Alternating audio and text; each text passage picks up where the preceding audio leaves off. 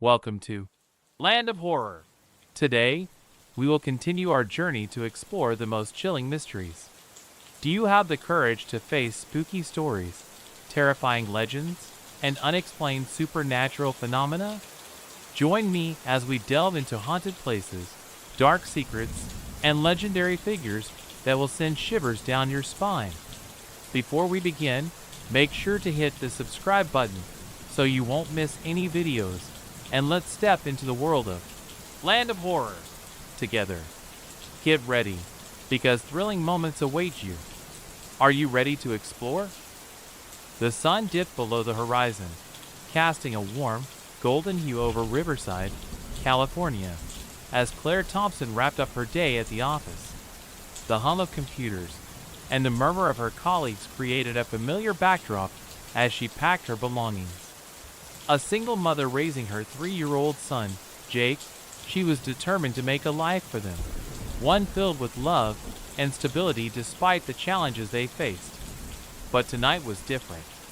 An unsettling feeling gnawed at her insides as she tucked her briefcase under her arm. She had received a series of strange phone calls over the past few weeks, calls she initially dismissed as pranks. Each time, a deep, gravelly voice would emerge from the other end, alternating between declarations of love and unsettling threats.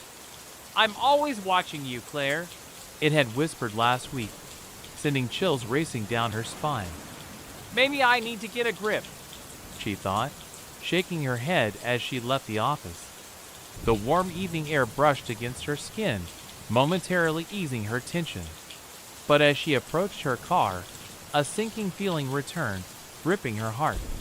There, resting on her windshield, was a single black rose. Its petals were wilting, and the stalk was devoid of life. A shiver ran through her as she instinctively glanced around, searching for any sign of an intruder.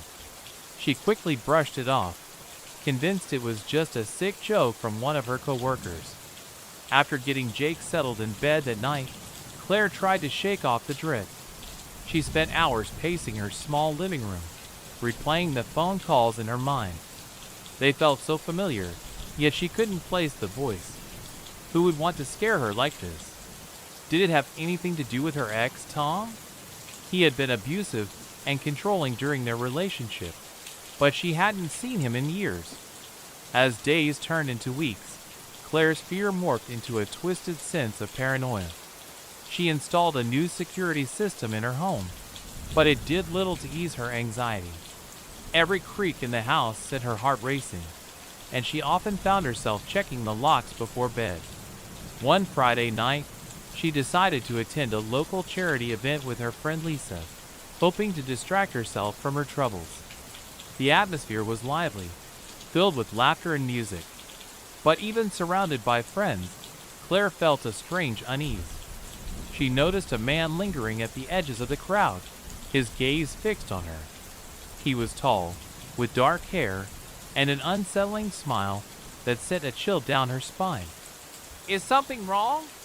Lisa asked, catching Claire's worried expression. "No, I just feel a bit off tonight," Claire replied, forcing a smile. But as the evening wore on, the man remained in her peripheral vision, watching her, his presence making her skin crawl. The next morning, the phone rang. Claire's heart raced as she picked it up, half expecting the familiar voice. Instead, it was her mother, asking about Jake's upcoming birthday. They chatted for a while, but Claire's mind wandered. As soon as the call ended, the phone rang again. This time, it was the distorted voice. "Did you enjoy the party, Claire? I saw you with your friend. Who are you?" Claire demanded, her voice shaking. "What do you want from me?" "Just to let you know, I'm always watching." The line went dead. Panic surged through Claire. She rushed to the window, peering out into the street. Nothing seemed out of place, but her instinct screamed that she was being hunted. The walls of her home, once a sanctuary, felt like a cage closing in on her. Determined to regain control, Claire decided to confide in Lisa.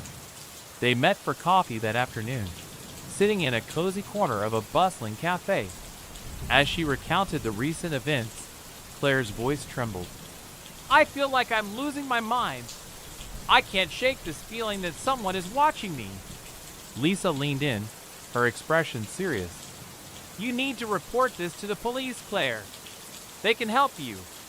I don't want to sound crazy, Claire protested, fear and embarrassment flooding her. You're not crazy. This is serious.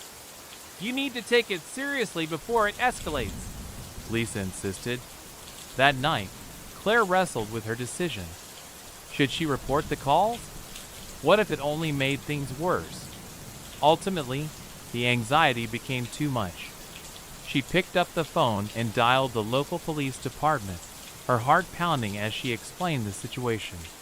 The officer on the line listened patiently, but she could hear the skepticism in his voice. We'll look into it, but it might be difficult to trace calls from a blocked number. Frustrated, Claire hung up, feeling more isolated than ever. The next day, she decided to take extra precautions. She began to change her routine, taking different routes to work, varying her schedule, and avoiding places where she felt vulnerable. One afternoon, while waiting for her shift to end, she overheard two coworkers discussing an incident where a woman had gone missing in another town. The conversation piqued her interest, and she found herself tuning in. The story was chilling. The woman had received threatening phone calls similar to her own. Claire felt a knot form in her stomach. As she left work that day, the ominous feeling returned. She walked to her car, the sense of being watched intensifying with each step. The parking lot was nearly empty, with only a few vehicles scattered about. When she reached her car, dread washed over her. The black rose was back, this time placed neatly in the driver's seat. Terrified, Claire glanced around, half expecting the man from the charity event to appear. But there was only silence. She grabbed the rose and tossed it aside, vowing to take action. She decided to confront Tom, fearing he might be behind the calls. It was a risky move, but she had to know for sure. That evening, she pulled out her old address book, her hands trembling as she traced her fingers over Tom's name. After years of avoidance, she finally dialed the number. The phone rang, and her heart raced with each chime. What would she say? When he answered, his voice was smooth and charming, the exact opposite of the man she remembered. Claire, it's been a long time. What's going on? Tom, I need to ask you something, she began, her voice steady despite the fear bubbling beneath the surface. Have you been trying to contact me? Have you been calling me? There was a pause, and she could hear him breathing on the other end. Why would I do that? I've moved on, Claire. You should too. His dismissive tone fueled her anger. I just want to know if you're behind these calls. Someone has been threatening me. Sounds like you've got a stalker, Claire. You should be careful. The call ended abruptly, leaving Claire feeling more uneasy than ever. Later that night, after putting Jake to bed, Claire sat on the couch, her mind racing. She had dismissed her fears for too long. The world outside felt hostile, shadows creeping closer with every passing moment. She turned on the television, seeking comfort in the familiar noise, but it offered little solace. Suddenly, the phone rang again. It was late, and the sound echoed through the quiet house like a death knell. Heart pounding, she picked it up, and the familiar distorted voice sent chills racing down her spine.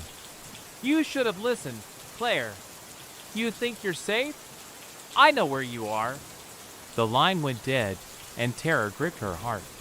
Without thinking, she grabbed her keys and rushed outside, her instincts screaming that she needed to escape. The cool night air was a stark contrast to the heat of her panic. She jumped into her car, her breath coming in ragged gasps, and sped away from her house. As she drove aimlessly through the dark streets, Claire's mind raced with possibilities. Where could she go? Who could she trust? The weight of her fears pressed down on her, suffocating her. After what felt like hours of driving, she pulled into a deserted parking lot, seeking a moment to breathe. She sat in her car, gripping the steering wheel, her mind swirling with dread. Suddenly, her phone buzzed with a notification. It was a text message from an unknown number. "You can't hide from me. I'll always find you." Claire's heart raced as she scanned the parking lot, her eyes darting for any sign of movement. Panic surged through her veins, but she knew she couldn't let fear consume her. She needed to take back control. Gathering her strength, she decided to return home, knowing she had to face her fears. As she drove back, the streets felt different, shadows stretching ominously, and every corner felt like it could hide a threat. Arriving home, she took a deep breath, steeling herself against the darkness that seemed to surround her. She bolted the door behind her, double-checking the locks before heading to Jake's room. Watching him sleep peacefully eased some of her worries, and she vowed to protect him at all costs. But as she lay in bed, the haunting thoughts returned. The voice, the calls, the black rose, all were reminders of the terror closing in around her. Tomorrow, she would visit the police again and demand they take her seriously. But tonight, sleep eluded her as she stared into the darkness, haunted by the whispers of someone who had turned her life into a living nightmare. The morning light filtered through the curtains, casting soft shadows across Claire's room as she awakened to the sounds of her son, Jake, playing in his bedroom. Despite the horror of the previous night, she felt a sense of calm wash over her at the sight of him. His laughter was a balm for her frayed nerves, a reminder of why she needed to stay strong. After a quick breakfast, Claire decided it was time to take action. She couldn't continue living in fear, waiting for the next threatening call or ominous message. She took Jake to a nearby park, hoping that the fresh air would lift her spirits and provide a brief escape from the anxiety that haunted her. As they played on the swings, Claire tried to focus on her son's joy. However, her mind was never far from the black rose and the eerie voice that had invaded her life. Every stranger passing by felt like a potential threat, their eyes seemingly probing her for weaknesses. Later that afternoon, Claire decided to stop by the police station to follow up on her case. The station was bustling, with officers moving about and the chatter of citizens filing reports. Claire approached the front desk, where a young officer greeted her with a tired smile. "Hi, I'm here to check on my case, Claire Thompson." The officer's expression shifted slightly as he rifled through the paperwork. "Oh, right. The stalking calls. I'm sorry, ma'am, but we still don't have any leads." Claire's heart sank. "But I need you to do something. This isn't just some prank. My life is in danger." The officer nodded sympathetically but maintained a professional demeanor. "We recommend you keep a record of the calls and any other suspicious activity. If anything escalates, please let us know immediately." Feeling frustrated, Claire left the station, her sense of dread deepening. She knew she had to be more vigilant, but she also felt a burning desire to uncover the truth herself. As evening fell, Claire settled Jake into bed, tucking him in with a kiss. She needed to confront Tom, her ex-boyfriend, who had haunted her memories for too long. Despite her reservations, she felt it was necessary to confront the past to find peace in the present. The following day, Claire drove to Tom's last known address.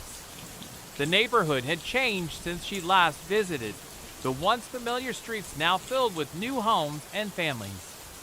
She parked outside a modest house, her heart pounding as she approached the door. Claire hesitated for a moment, fear gnawing at her, but she couldn't turn back. She knocked, the sound echoing in the stillness. After a moment, Tom opened the door, his expression a mix of surprise and confusion. "Claire, what are you doing here?" "I need to talk to you," she replied, trying to keep her voice steady. "It's important." Tom stepped aside, allowing her to enter. The living room was cluttered, a stark contrast to the neatness Claire remembered. He gestured for her to sit on the couch, and she noticed a hint of nervousness in his demeanor. "What's going on?" he asked, sitting across from her. "I've been getting these threatening phone calls," Claire said, her voice trembling slightly. "I want to know if you're involved." Tom's expression darkened. "Why would I do something like that? I haven't bothered you since we broke up. I know you have a history of this kind of behavior," Claire pressed, her frustration boiling over. "I just need to know if it's you or not." He shifted uncomfortably, running a hand through his hair. "I've moved on, Claire. I'm not the same person I was back then." But Claire could sense the tension in the room, and doubt lingered in the air. "If you're not behind this, then why do I feel like I'm being watched?" Tom's eyes narrowed, and a flicker of something dark passed across his face. "Maybe you're just paranoid. You've got a lot on your plate." Claire felt the air grow thick with unease. "If you know anything, you need to tell me. I'm serious. Get out," he snapped suddenly, his voice rising. "I don't need this drama in my life." Stunned, Claire stood up, the tension between them palpable. She walked to the door, her heart racing as she left Tom's house. She couldn't shake the feeling that he was hiding something, but she had no proof. That night, Claire returned home feeling unsettled. She tucked Jake into bed and tried to distract herself with a book, but her mind was clouded with doubt. As the hours passed, she heard her phone buzz repeatedly on the table. When she checked it, her heart dropped. Several messages had arrived from an unknown number taunting her. "You're getting closer, Claire, but you'll never find me." Fear gripped her, and she quickly dialed the police. The officer on duty listened patiently, but Claire could hear the skepticism in his voice once more. "You need to gather more evidence before we can take action." Frustrated, Claire hung up. She felt utterly alone in her fight. That night, as she lay in bed, she heard a noise outside, a faint rustling that sent her heart racing. She crept to the window, peering into the darkness. Nothing seemed out of place, but her instinct screamed that she was being watched. The fear settled heavily on her chest, making it hard to breathe. The following day, Claire decided to take matters into her own hands. She reached out to Lisa, who agreed to meet her for coffee. Sitting in the familiar cafe, Claire poured out her heart. "I feel like I'm losing control. I don't know what else to do. Maybe we should go to the media," Lisa suggested, her eyes shining with determination. "If we get the story out there, it might help bring attention to your case." Claire considered this for a moment. Publicity could draw the attention she needed, but it could also escalate the situation. What if it makes him more aggressive? Or it might scare him into backing off. Lisa countered. After a long discussion, Claire agreed to go public with her story. The following week, they arranged for a local news station to cover the events. Claire felt a mix of dread and relief as she prepared for the interview, hoping it would bring her some semblance of safety. When the camera crew arrived, Claire felt her nerves heighten. She recounted her experiences, her voice trembling as she detailed the phone calls and the black rose. After the interview aired, she received a flurry of messages and calls, many offering support, but others were filled with harsh judgment. But amidst the chaos, one message caught her attention. It was from an unknown number. "Do you think this will protect you? You've only made it worse." Panic surged through her veins. Claire's fear intensified as she wondered if she had made the right decision by going public. The feeling of being trapped closed around her like a vice. That night, Claire locked all the doors and checked the windows, feeling as if the walls were closing in on her. She lay in bed, hyper-aware of every creak and whisper in the house. Jake stirred in his sleep, and Claire rushed to his room, needing to be close to him. She held him tightly, whispering soothing words as she fought back the tears. She couldn't let him sense her fear. She had to stay strong for him. As the night dragged on, Claire's eyes fluttered with fatigue, but sleep eluded her. The hours crawled by, and just as she began to drift off, her phone rang. Startled, she grabbed it, her heart racing as she saw the familiar blocked number. "You thought you could escape me, Claire? I'm always watching." The line went dead, leaving Claire gasping for breath. She shot up, adrenaline flooding her system. It was time to take a stand. Determined, she decided to meet with Mark, a private investigator recommended by Lisa. She hoped he could help her find answers. The next day, Claire met Mark at a small diner. He was a middle-aged man with a rugged demeanor, his eyes sharp and assessing. "Tell me everything," he said, leaning forward intently. Claire recounted the phone calls, the black rose, and her confrontation with Tom. Mark listened carefully, taking notes. "It sounds like you're dealing with a stalker who's been watching you for a while. We need to figure out how to get you some protection." Mark suggested installing security cameras around her home, a move Claire felt both relieved and anxious about. She wanted to feel safe, but the idea of being constantly monitored felt suffocating. That night, they set up the cameras, placing them strategically around her house. Claire felt a small sense of relief as she watched the monitors. At least she would have some way to identify her stalker if they tried to get close. But as she lay in bed, the weight of fear pressed heavily on her. She checked the cameras one last time before closing her eyes. Everything appeared calm. The next morning, Claire woke to the sound of Jake's laughter. She took a deep breath, trying to shake off the unease that had settled in her chest. After breakfast, she decided to take Jake to the park again, hoping the fresh air would clear her mind. As they played, Claire noticed a figure sitting on a nearby bench, watching them intently. The hairs on the back of her neck stood up. It was a man with dark hair and sunglasses, and he seemed oddly familiar. "Mommy, look at me!" Jake shouted, swinging higher. Claire forced a smile, but felt a chill run down her spine. Suddenly, her phone buzzed. It was another message from the same unknown number. "You're not safe, Claire. I'm closer than you think." Panic gripped her, and she quickly gathered Jake, leaving the park in a hurry. As they drove home, Claire's mind raced with possibilities. Who was watching them? That evening, Claire decided to review the camera footage from the previous night. As she scrolled through the clips, her heart sank. There, just outside her window, was a shadowy figure lingering in the darkness. Claire felt a wave of nausea wash over her. She quickly dialed Mark, her voice trembling as she recounted what she had seen. "I need you to come over. I think he's been watching me." Mark arrived shortly after, reviewing the footage with a serious expression. "This is serious, Claire. We need to involve the police again and ensure your safety." As they spoke, the weight of dread settled heavily on Claire's shoulders. She felt like a pawn in a twisted game, one where the rules were constantly shifting and she had no control.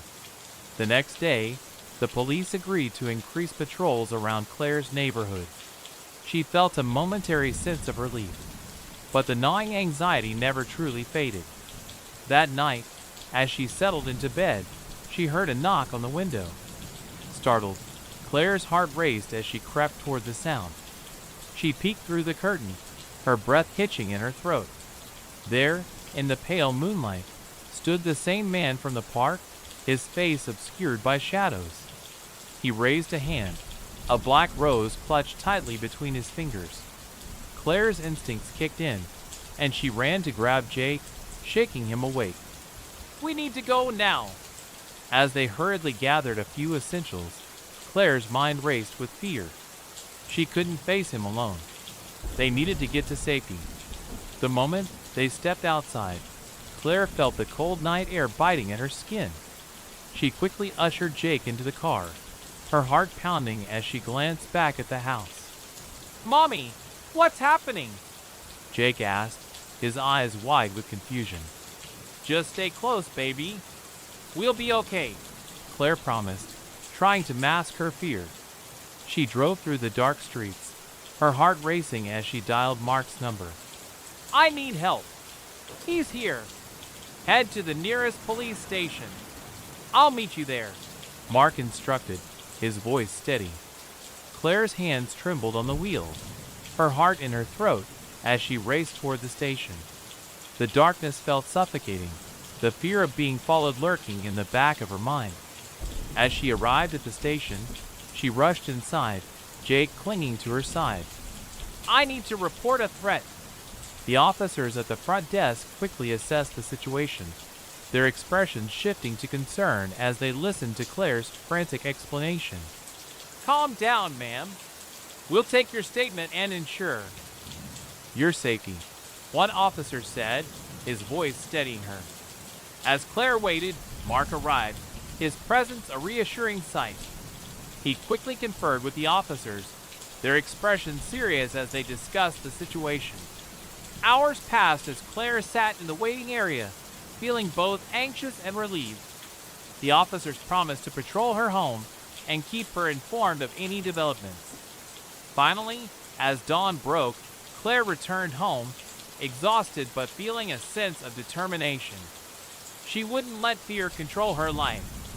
She needed to take charge and fight back against the shadow that loomed over her. In the days that followed, Claire kept her guard up. She enrolled Jake in a local daycare, giving her a chance to focus on gathering evidence against her stalker. Every day felt like a battle, but she pushed through, determined to reclaim her life. She collected more evidence of the calls and messages, hoping to build a strong case. But one evening, as she reviewed the footage from her cameras, a sickening realization washed over her. The figure she had seen outside her window was now haunting her dreams, a constant reminder of the danger lurking just outside her door. Claire's resolve deepened as she continued to document every detail. She wouldn't rest until she uncovered the truth, no matter how chilling or dangerous it may be. The sun rose on another day, but for Claire, each dawn brought with it a renewed sense of dread. The previous weeks had been a blur of anxiety and fear, and she felt the weight of her situation pressing down harder than ever. She had spent countless hours gathering evidence, hoping to piece together the puzzle of her stalker's identity, but the elusive nature of her tormentor left her feeling lost and vulnerable. With her mind racing, Claire decided to meet with Mark again, seeking his guidance on how to move forward. The local cafe where they often met had become a haven for her, a place where she could feel somewhat safe among familiar faces. Today, she needed that sense of security more than ever. As she entered the cafe, the smell of freshly brewed coffee filled the air, momentarily soothing her nerves. Mark was already seated at their usual table, scanning the room with an observant gaze. He smiled as he saw her, but immediately sensed the tension in her posture. "Hey, Claire, you okay?" he asked, concern etched on his face. "I don't know, Mark. I'm just scared," she admitted, taking a seat across from him. "I thought going to the police and getting those cameras would help, but it feels like I'm still running in circles." Mark nodded, understanding the frustration she felt. "It's a process. We need to keep gathering evidence, and I've been looking into your case more deeply.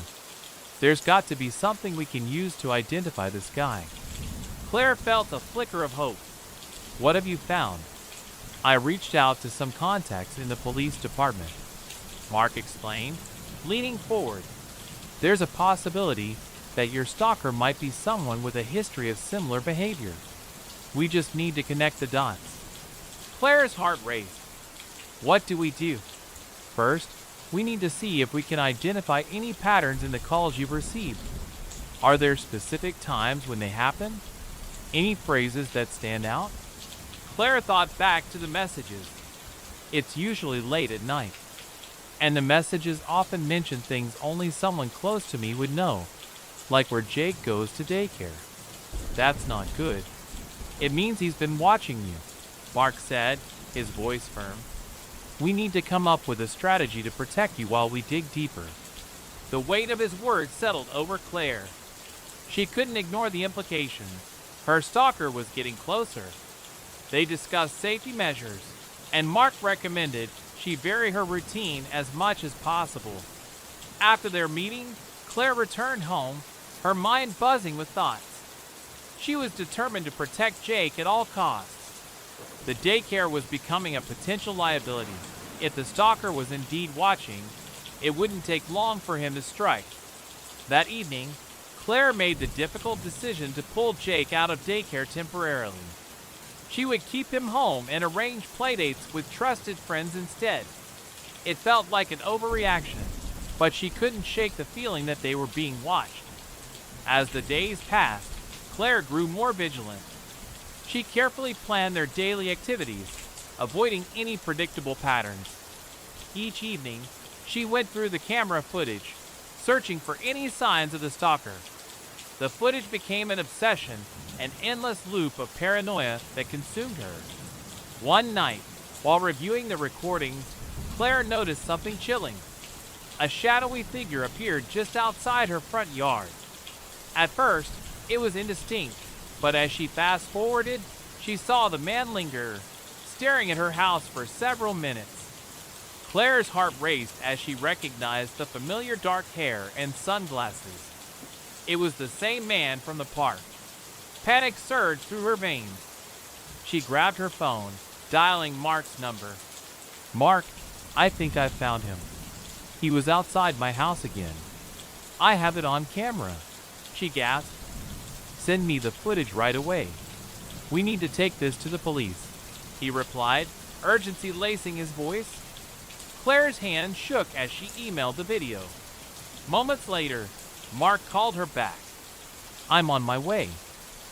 Don't go outside, and keep all the doors locked." As Claire waited, the reality of her situation pressed heavily on her.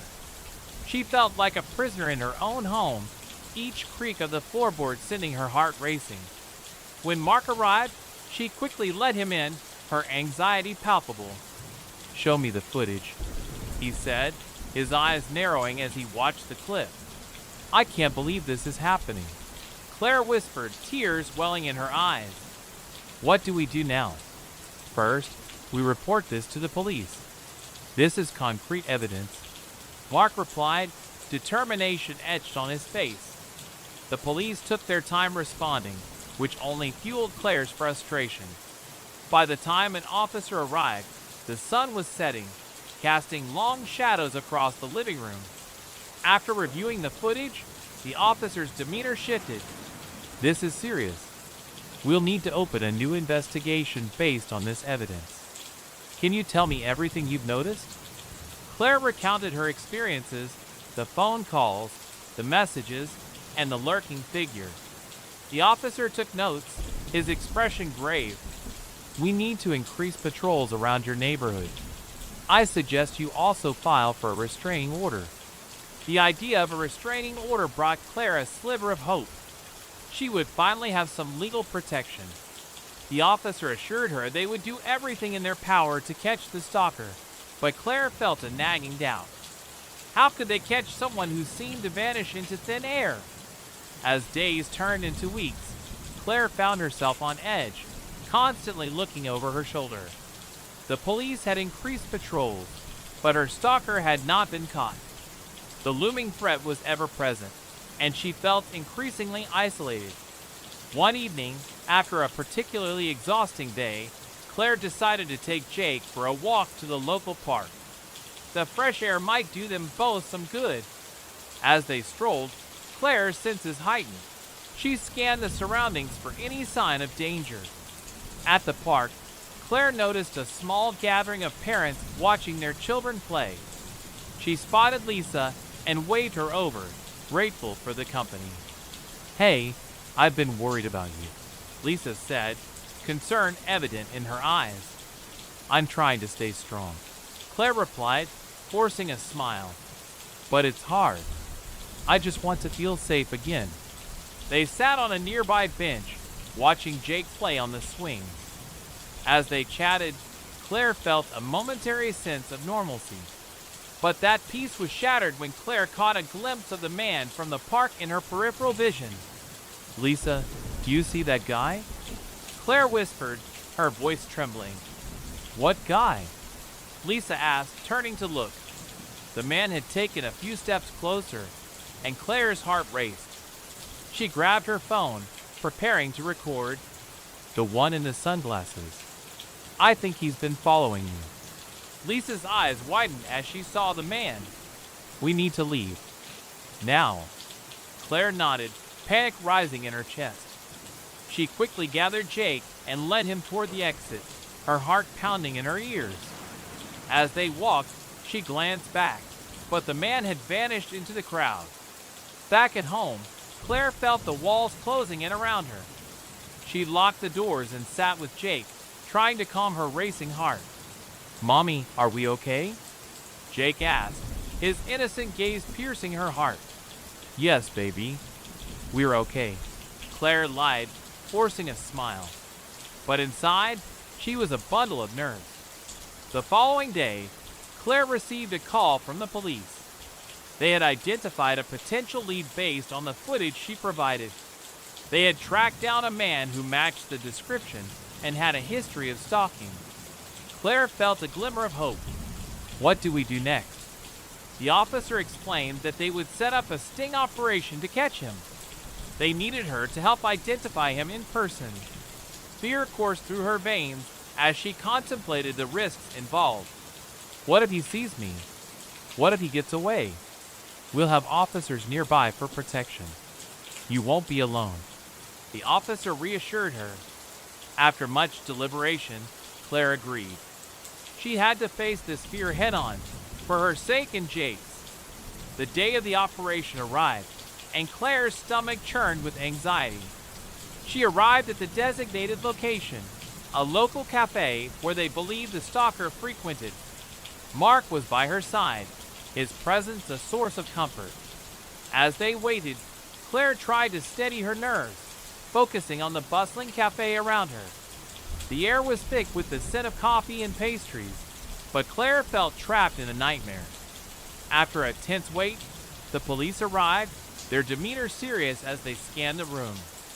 Claire's heart raced as she caught a glimpse of a man entering. He was tall, wearing a baseball cap and sunglasses, and he looked eerily familiar. "That's him," Claire whispered, her voice shaking. The officers moved into action, surrounding the man before he could react. Claire felt a rush of relief as they apprehended him, but the reality of the moment sent her heart into overdrive. As the officers led the man outside, Claire caught a glimpse of his face. It sent chills down her spine. He looked like a stranger, yet somehow familiar. "What's going on?" Claire asked, her pulse racing. The officer turned to her, his expression serious. "We'll need you to provide a statement. This could be the break we've been waiting for." Hours passed as Claire answered questions and recounted her experiences. The man was charged with stalking, and Claire felt a mix of relief and lingering fear. Would this be the end, or merely the beginning of another chapter in her nightmare? Afterward, Claire returned home, her mind swirling with thoughts. The relief she felt was tainted with anxiety about the future.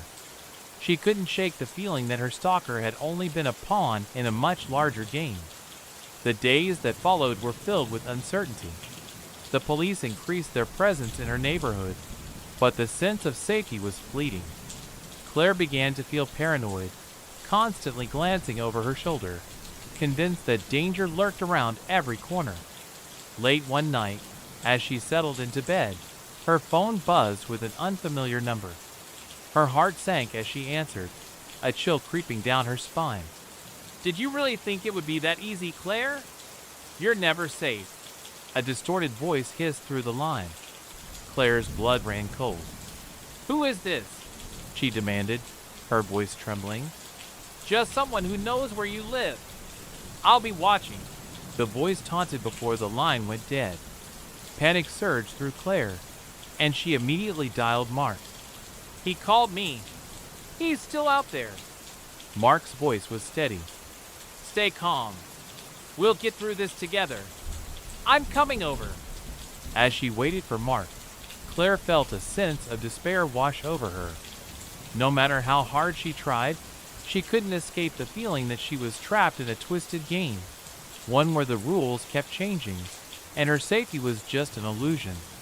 When Mark arrived, he took charge, discussing the next steps they would take. We need to escalate this. It's time to involve the FBI. They have resources that can help us dig deeper into this case. Claire nodded, feeling a flicker of hope at the mention of the FBI. Maybe they could finally put an end to this nightmare.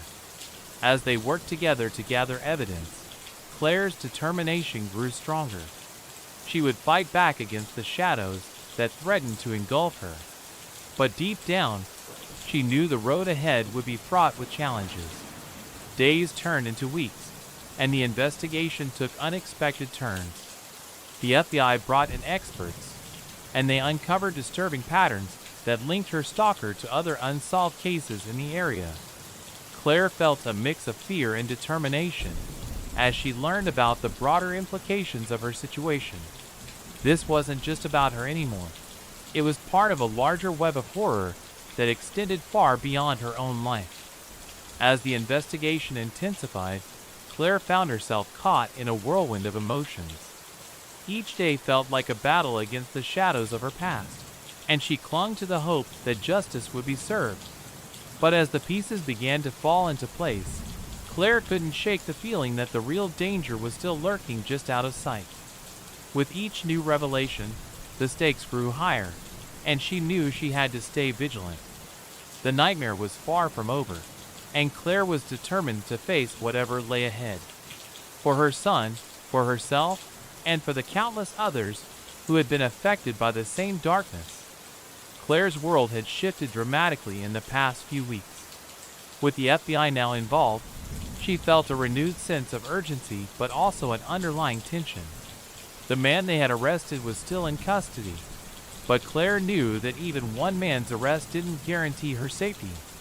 The FBI assigned a special agent, Sarah Collins, to Claire's case. Sarah was tough and no-nonsense, with a reputation for getting results. She met Claire at a nearby cafe, her demeanor professional but empathetic. Claire, I know this has been a long and harrowing experience for you, Sarah began, her voice steady. But we've gathered enough evidence to start connecting the dots. There are patterns we need to investigate further. As Sarah outlined their findings, Claire learned about a series of stalking cases in the region that had chilling similarities to her own. Each victim had received phone calls, threatening messages, and had reported similar shadows lurking in their neighborhoods. Do you think it's possible they're all connected? Claire asked, her heart racing at the implications. It's certainly a possibility, Sarah replied. We're looking into every lead we can find, but we need your help. Any detail, no matter how small, could be crucial. Claire nodded, determined to provide everything she could. I'll do whatever it takes. As Claire immersed herself in the investigation, her days filled with interviews and discussions about the evidence. Each session brought back memories of fear, but also a growing sense of empowerment. However, the dread lingered. Late one night, while preparing dinner, Claire heard a soft knock at the door. Her heart raced. She hadn't expected anyone. Peering through the peephole, she was relieved to see Mark standing there. Hey! I brought you dinner, he said, smiling, but Claire could sense the tension behind his eyes. Thanks, I could use some normalcy, Claire replied, opening the door. As they ate, Claire shared her worries. What if the man they arrested isn't the only one? What if the real stalker is still out there? Mark leaned in, concern evident. We're doing everything we can. You're safe with me. I'll stay over tonight. The comforting presence of Mark made Claire feel slightly more at ease, but sleep still eluded her. Late into the night, she found herself tossing and turning, haunted by nightmares of shadows and echoes of taunting voices. The following morning, Claire woke up to the ringing of her phone. She grabbed it groggily, rubbing her eyes as she checked the caller ID. Unknown. Hello? Claire answered hesitantly, her heart racing. Did you think I'd go away? I'm always watching, Claire. The familiar distorted voice hissed. Panic surged through her. Who is this? What do you want? Just a reminder that you can't hide. I know where you live, and I'll be coming for you.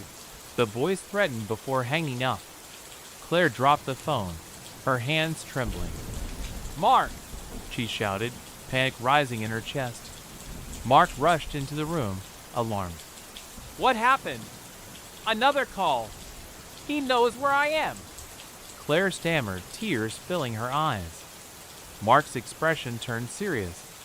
We need to report this to Sarah immediately. The FBI was alerted, and Sarah arrived quickly, her expression grim. Claire, we need to take this seriously. These threats indicate he's escalating. I thought he was in custody. Claire protested, feeling the walls close in around her. We're still investigating, Sarah reassured her, but Claire could see the concern in her eyes. To protect Claire, the FBI set up additional security measures. They installed surveillance cameras around her home and arranged for an officer to patrol the area regularly. But despite the increased security, Claire's anxiety grew. Each time she heard a noise outside, she felt her heart race, wondering if it was her stalker lurking in the shadows. Days passed, and Claire tried to maintain some semblance of normalcy for Jake's sake. They spent time in the backyard, played games, and watched movies, but Claire's mind was never fully at ease. One afternoon, as Claire was sorting through some boxes in the garage, she stumbled upon an old photo album. Leafing through the pages, she noticed a photo from her college days that she had completely forgotten about, a group picture that included a face she didn't recognize at the time. Curious, she pulled the photo closer. The man stood off to the side, his expression vague but somehow familiar. Suddenly, a memory flooded back. A brief encounter in a crowded hallway. A man had been overly friendly, asking about her classes and offering help with her studies. She had brushed him off as just another student, but now, the image of him sent chills down her spine. Mark, come here, Claire called, urgency in her voice. Mark rushed in, eyebrows raised. What's wrong? I think I've seen this guy before, Claire said, pointing to the photo. He was in my college classes, but I don't remember his name. Mark examined the photo closely. We should run this through the FBI database. If he's connected to any of the stalking cases, it could lead us to the real culprit. Claire sent the photo to Sarah, who quickly had it analyzed. Within hours, she received a call. Claire, we found a match. His name is Derek Hudson. He has a history of stalking and harassment charges. Claire felt a mix of fear and relief. What do we do now? Derek has been linked to several other cases. We're launching a deeper investigation into his whereabouts, Sarah explained. With renewed determination, Claire worked with the FBI to build a profile on Derek. They uncovered a series of troubling patterns in his behavior, and Sarah shared the details with Claire. Derek has been arrested multiple times for stalking women, but he always finds a way to evade serious consequences. He seems to have a fixation on women who resemble his past relationships, Sarah revealed. Does he know I'm a target? Claire asked, feeling the weight of fear pressing down on her. That's what we're trying to determine, Sarah said. We'll need to keep surveillance on him. If he's indeed watching you, we'll be prepared. As the investigation progressed, Claire felt a sense of urgency to confront her fears. She couldn't live in constant anxiety any longer. After discussions with Sarah, they decided to set a trap for Derek. They arranged for Claire to go to a local community event where Derek was known to frequent. The plan was to have officers positioned nearby to intervene if he approached her. On the day of the event, Claire's heart raced. She dressed carefully, trying to look unassuming, but inside, she felt like a soldier preparing for battle. Mark stood by her side, providing encouragement. As they mingled with the crowd, Claire's pulse quickened at every turn. Suddenly, she spotted a familiar face in the crowd, Derek. He was lurking near the refreshment table, watching her intently. Claire signaled to the officers, her heart pounding. He's here. The officers moved into position, but before they could act, Derek approached Claire, a twisted smile on his face. Claire, I didn't expect to see you here. Her instincts kicked in, and Claire stepped back, putting distance between them. What do you want, Derek? I just wanted to see how you're doing. It's been a while, he said, feigning innocence. Before Claire could respond, the officers swooped in, surrounding Derek. Sir, we need to ask you some questions, one of them said, their tone firm. Derek's demeanor shifted, and he glared at Claire. You're making a mistake, Claire. You should have stayed quiet, he sneered. Derek was taken into custody, and Claire felt a mix of relief and lingering fear. The confrontation had been intense, and she knew this wasn't over. The investigation into Derek continued, revealing a disturbing history of manipulation and obsession. The FBI gathered evidence and testimonies from previous victims, piecing together the full scope of his crimes. Claire felt a wave of empathy for the other women who had suffered at his hands, but she also couldn't shake the fear that he would retaliate. After a few days, Sarah called Claire with updates. We've gathered enough evidence to press charges. We're going to court, and you'll need to testify. The thought of facing Derek in court sent chills down Claire's spine. What if he tries to intimidate me? We'll have security in place, and I'll be right there with you, Sarah assured her. You're not alone in this. The day of the trial arrived, and Claire stood outside the courthouse, anxiety coursing through her. The building loomed over her like a fortress, and she felt small in comparison. As she entered the courtroom, the air was thick with tension. Derek sat across the room, his expression cold and calculating. Claire steeled herself, reminding herself of the strength she had found throughout this ordeal. When it was her turn to testify, she took a deep breath and recounted her experiences, her voice steady despite the fear. She shared her memories, the phone calls, the feeling of being watched. Derek's attorney tried to paint her as unreliable, but Sarah was ready, countering every argument with facts. As the trial progressed, Claire felt a sense of empowerment. She was no longer a victim, but a warrior fighting for justice. After a long day in court, the jury deliberated, and Claire waited with bated breath. The tension in the room was palpable, and Mark squeezed her hand, offering silent support. Finally, the jury returned. The foreman stood and delivered the verdict. We find the defendant guilty of stalking and harassment. A wave of relief washed over Claire, tears filling her eyes as she turned to Mark. He embraced her tightly, and she could feel the weight of the last few months beginning to lift. But even as she celebrated the victory, she knew that this was only the beginning of her journey toward healing. The scars of her experiences would take time to fade, but she was ready to face whatever came next. In the weeks that followed the trial, Claire focused on reclaiming her life. She started attending therapy, learning to cope with her trauma, and gradually finding her way back to the woman she used to be. With Mark by her side, she embraced the simple joys of life, cooking dinner together, playing with Jake, and even taking a trip to the beach. Yet, in the back of her mind, the fear still lingered.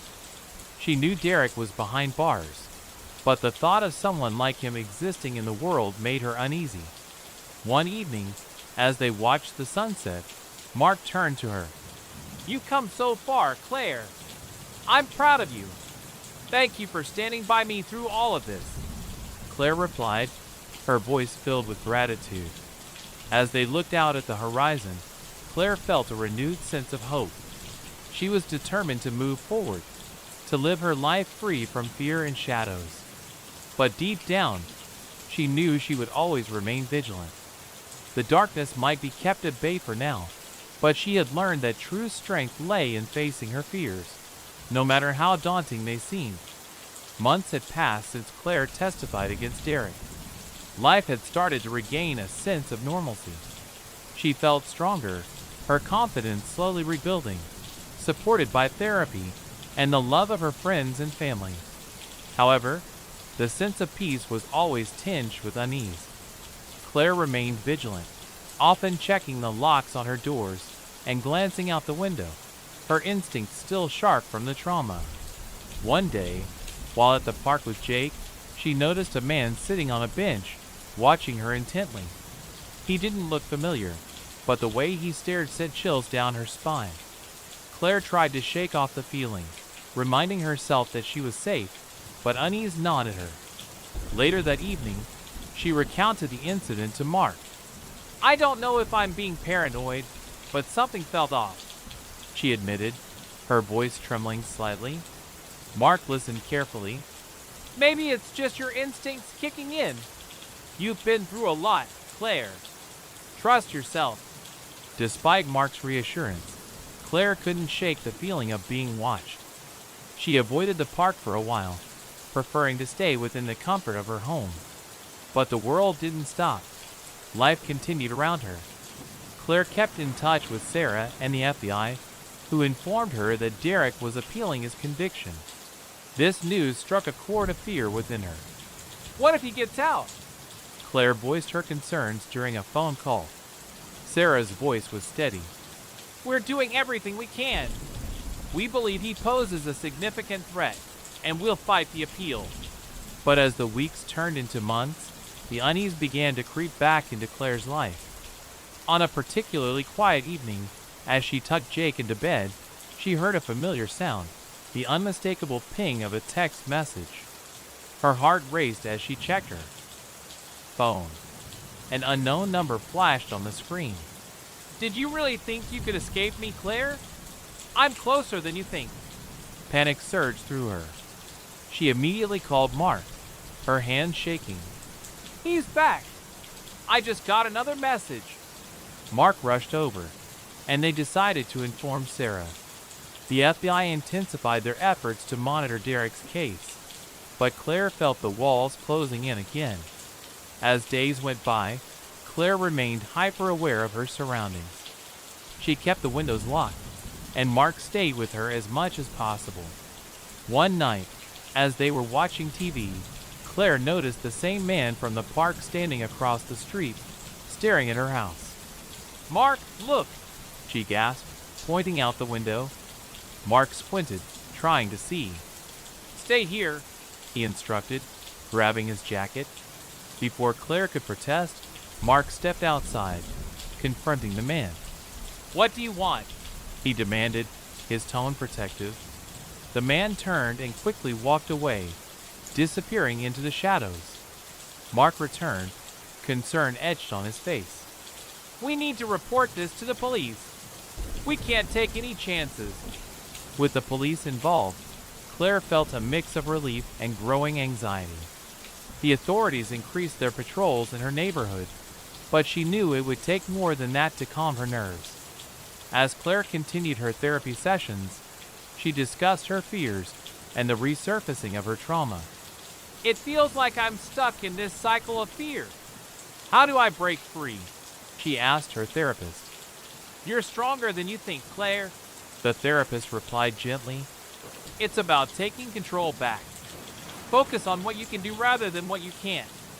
Inspired, Claire began to take active steps toward reclaiming her life. She enrolled in self-defense classes, determined to empower herself physically and mentally. Each lesson bolstered her confidence, but the specter of Derek loomed large in her mind. She couldn't shake the feeling that he was still watching, waiting for the right moment to strike. One evening, while practicing her self-defense moves at home, Claire heard a loud knock on the door. Her heart raced as she paused, unsure of who it could be. Tentatively, she approached the door, peering through the peephole. It was Sarah, and Claire breathed a sigh of relief, opening the door. Hey, Claire. I wanted to check in and see how you're doing, Sarah said, stepping inside. As they spoke, Claire confided her fears about Derek and the strange man she had seen. I feel like he's still out there, and I can't shake the feeling that something bad is going to happen. Let's not jump to conclusions, Sarah replied, but her eyes betrayed her concern. I'll have someone follow up on the reports and check on the man you saw. That night, Claire lay in bed, unable to sleep. The shadows danced on the walls, and she found herself wondering about Derek. What if he managed to manipulate the system and was plotting his next move? Days turned into restless nights, and then one morning, Claire discovered a note slipped under her door.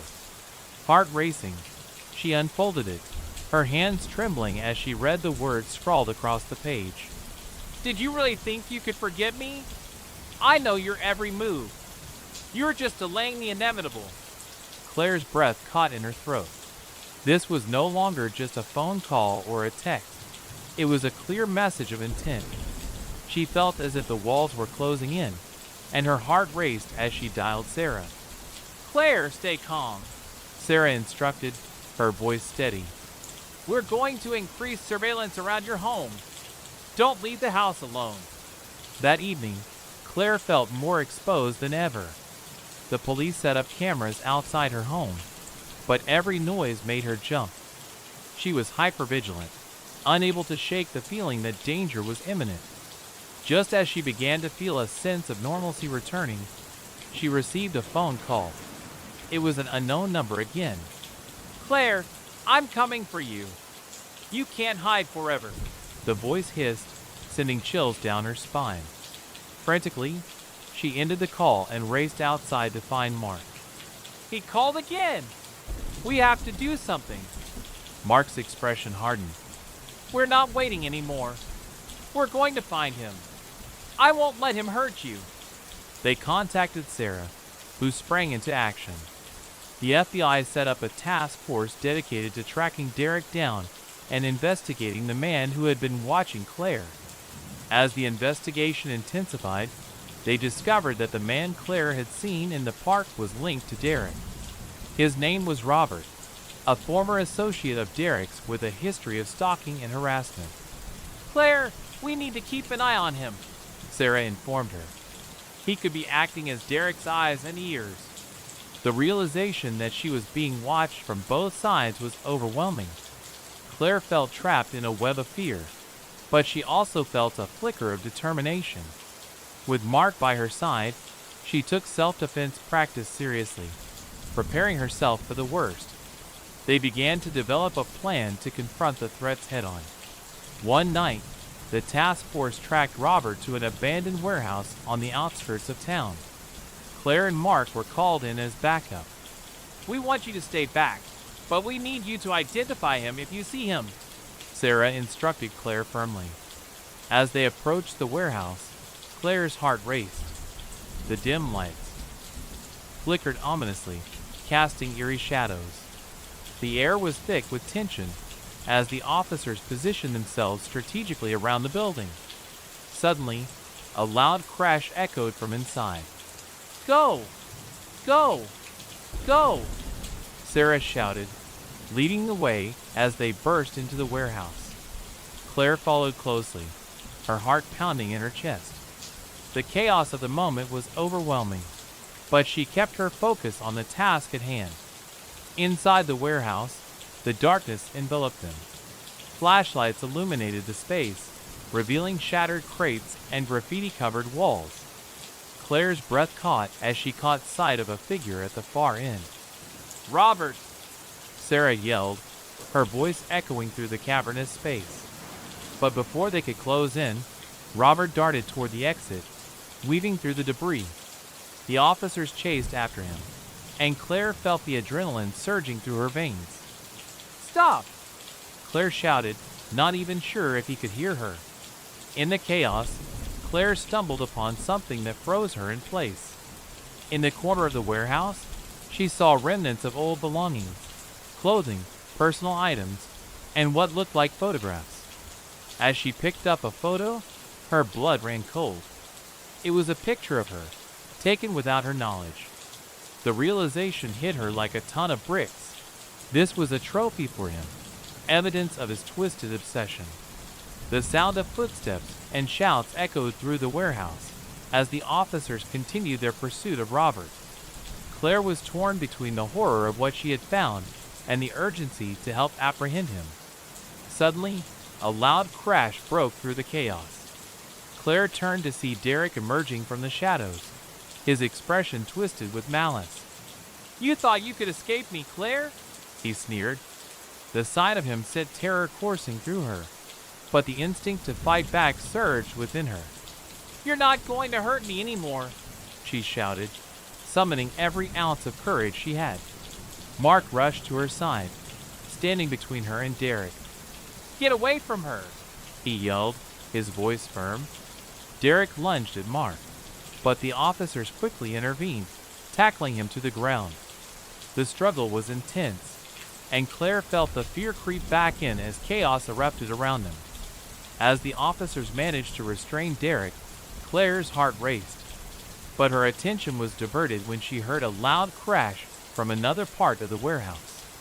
Robert had made his escape, slipping out through a back door. Stay here, Mark commanded Claire as he joined the officers in pursuit. Claire felt a surge of frustration. No, I can't just stand here, she protested, her voice rising in desperation. But Mark's expression was resolute. You have to be safe, Claire. We'll catch him. Just stay put. As the sounds of the chase faded, Claire paced back and forth, her mind racing. The remnants of the warehouse echoed her fears.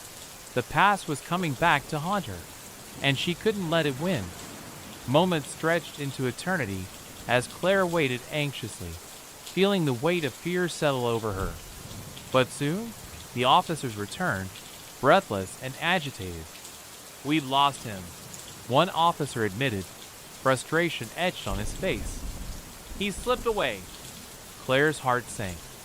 The chase had only intensified the sense of impending doom. She knew Robert and Derek were still out there, lurking in the shadows. Sarah's voice broke through her thoughts. We're not giving up, Claire. We'll find them. We'll make sure they pay for what they've done. Determined not to let fear control her life, Claire resolved to take action. I want to take part in the investigation. I won't let them dictate my life any longer. With the FBI's help, Claire began to take control of her narrative. They devised a plan to lure Derek and Robert out of hiding. The idea was to create a situation that would force them to make contact, allowing the authorities to catch them. Are you sure you want to do this? Mark asked, concern evident in his eyes. It's risky. I have to face this, Claire replied firmly. I can't let them control my life anymore. With careful planning, they set up a sting operation, using Claire's phone as bait to lure them in. It was a tense few days, with Claire constantly on edge, knowing that she was stepping into a dangerous game. Finally, the day arrived. The authorities monitored Claire as she pretended to engage in online chats, baiting Derek and Robert. Her heart raced with anticipation and fear as she typed out messages, playing the part of someone wanting to reconnect. I miss you. I want to see you again, she sent, knowing it could draw them in. Days passed, and finally, she received a reply. Meet me at the old diner. I'll be waiting. Claire felt a mixture of dread and determination. They had agreed on a plan. She would go in with an undercover officer posing as a customer, while other agents waited outside. As Claire entered the diner, the familiar smell of coffee and frying food hit her, but it was tainted by fear.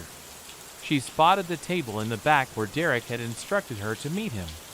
With a deep breath, she sat down, her heart pounding in her chest. The diner was nearly empty, the fluorescent lights buzzing overhead, creating an atmosphere thick with tension. Minutes felt like hours as she waited, her eyes darting toward the door. Then, she saw him, Derek, walking in with a smug grin plastered across his face. He approached her table, and Claire's heart sank. "Did you miss me?" he asked mockingly, taking a seat across from her. "Why are you doing this?" Claire demanded, her voice trembling with fear. "Because you thought you could escape. But I'm always watching," he sneered, leaning closer. Just then, the undercover officer signaled to the other agents, and Claire felt a rush of adrenaline. "You are under arrest," the officer shouted as they stormed in, guns drawn. Derek's expression twisted into one of rage as he attempted to flee, but the agents quickly subdued him. "You think this is over?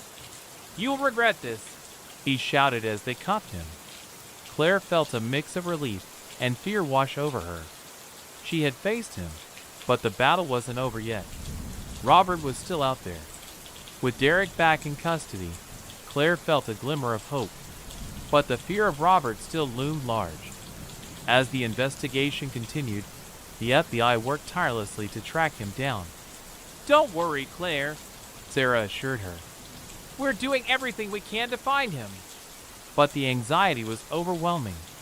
Every noise outside made her jump, and she found it difficult to sleep. Mark stayed by her side, trying to reassure her, but the fear was a constant companion. Days turned into weeks, and just when she thought they might have a lead, they would hit another dead end. One night, Claire received another message from an unknown number. "You may have caught Derek, but I'm still out there. You can't escape me, Claire. I will find you." The message sent her into a panic. "Mark, it's happening again!" she cried, tears streaming down her face. Mark's face hardened. "We need to report this to Sarah immediately." They rushed to the police station, where Sarah listened intently as they relayed the message. "We're not letting him slip away. We'll increase patrols and monitor your location closely." Despite their efforts, the fear continued to eat away at Claire. Every time the phone rang or someone knocked on the door, her heart raced. But finally, the day came when the FBI received a tip about Robert's location. They tracked him to an abandoned warehouse on the outskirts of town. Claire was terrified but determined. She couldn't let him slip away again. As they prepared to raid the warehouse, Claire felt a mix of fear and empowerment. She was no longer the scared woman from before. She was ready to face her demons head-on. The raid began, and Claire watched from a safe distance as the agents moved in. The sounds of shouting and the clash of footsteps echoed through the building. Suddenly, Claire saw movement in a nearby alley. It was Robert, darting away from the chaos. Her heart raced as she instinctively pursued him, the adrenaline propelling her forward. "Stop!" she yelled, but Robert kept running, a twisted grin on his face as he navigated the shadows.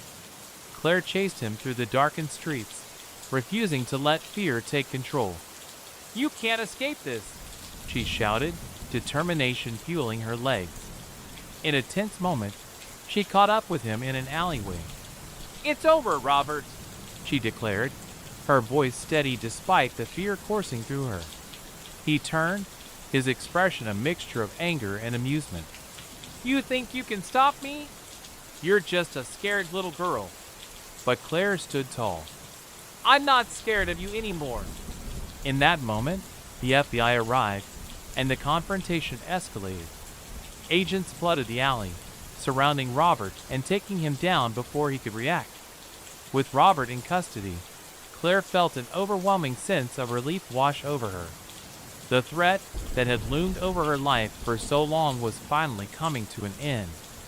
As she stood outside the police station, she watched as Robert was led away in handcuffs. The weight of fear began to lift, replaced by a sense of empowerment.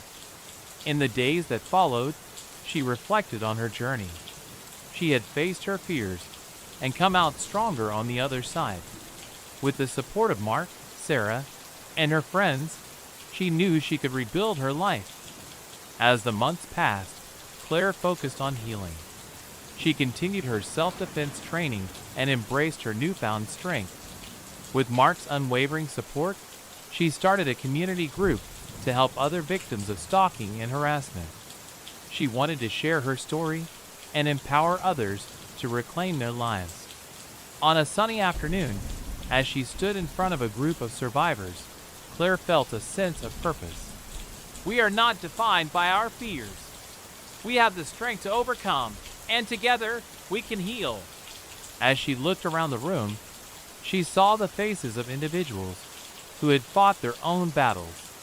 In that moment, she knew that her journey was just beginning, and she was ready to embrace whatever came next.